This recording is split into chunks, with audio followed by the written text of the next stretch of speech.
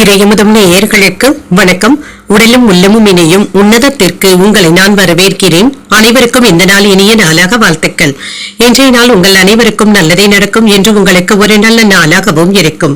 இந்த வீடியோ உங்களுக்கு பிடிச்சிருந்ததுனால் லைக் பண்ணுங்க, உங்களோட ஃப்ரெண்ட்ஸ்க்கு ஷேர் பண்ணுங்க, உங்களுடைய கருத்துக்களை கமெண்ட் பண்ணுங்க. மறக்காம இறையமுதம் சேனலை சப்ஸ்கிரைப் பண்ணிக்கோங்க.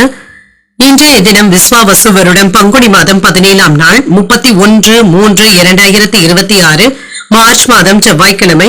இன்று பிறந்த நாள் கொண்டாடும் நேயர்களுக்கும் திருமண நாள் கொண்டாடும் தம்பதியர்களுக்கும் எங்களின் மனமார்ந்த வாழ்த்துக்கள். இன்றைய தினம் சூரிய உதயம் 6:13 லக்னம் மீன லக்னம்.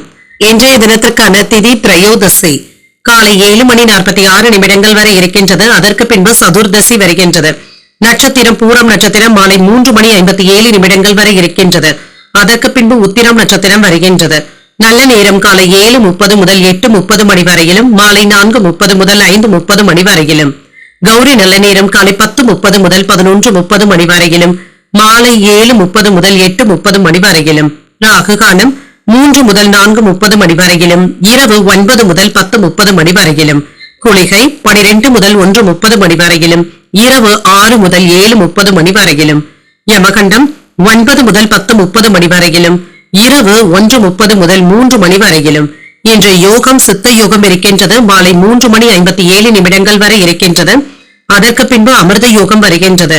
காரணம் 7:30 முதல் 9 மணி வரையிலும். இன்றைய தினத்திற்கான சூலம் வடக்கு பரிகாரம் பால் சந்திராஷ்டமம்.